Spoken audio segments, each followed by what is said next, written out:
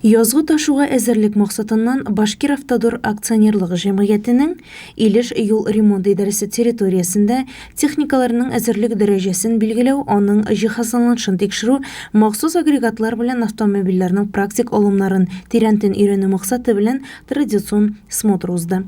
Анда 13 оешмадан 36 кеше катнашты һәм 18 берәмлек техника күрсәтелде.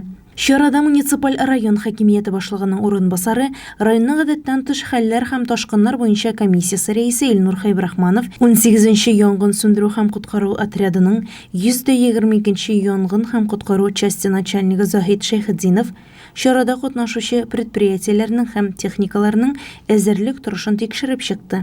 Язгы ташкын вакытында конкрет чаралар күрергә, хәл торышны контрольдә тоту кирәклеген ассызыклады. Осмотр показал, что техника и личный состав привлеченных служб готов к выполнению своих задач в случае возникновения чрезвычайных ситуаций, связанных с паводком, подтоплением населенных пунктов и также на весенний-летний пожароопасный период, на случай загорания лесов, полей и угрозы распространения огня на населенные пункты.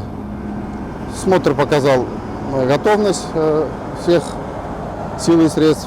Хочу поблагодарить всех руководителей, которые предоставили свою технику, своих людей на этот смотр. Авыл җирлекләрендә халык арасында көтелмәгән хәлләрдән качу өчен нинди карар кабул итәргә кирәклеге турында аңлату эшләре алып барылды. Суга дучар булган торак пунктларга инструкциялар таратылды. Безнең инде язгы ташкынга 2 сельские поселенияләргә, безнең берсе бит инде Аккүз сельсоветында Кыпчак авылы, зона подтоплениеда. Анда внимание алып барабыз инде. Аннан соң Ябалак сельсоветында бар. Анда инде безнең 1-2 урам кере Илешнеке, Ябалак авылыныкы. Шуңа инде бүгенге көндә инде без скотларын алып барабыз. Скотларда инде привлекать итәбез Росгострахны, фельдшерларны, службаларны, үзебезнең газовый, связьны, электрикларны. Шул су күтәрелә башласа инде ярдәмгә чыгарга, бөтен аварийный ситуацияны бетерергә дип.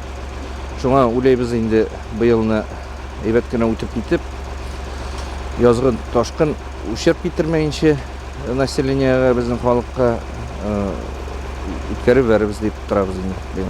Әйткәндәй, ташкыннарга әзерлек кысаларында сыйфатлы фаразлау булдыру өчен чаралар гамәлгә ашырыла. Гадәттән тыш хәлләргә әзер булу мөһим. Бүген бурыч язгы ташуны хәвеф-хәтерсез һәм югалтусыз үткәрү.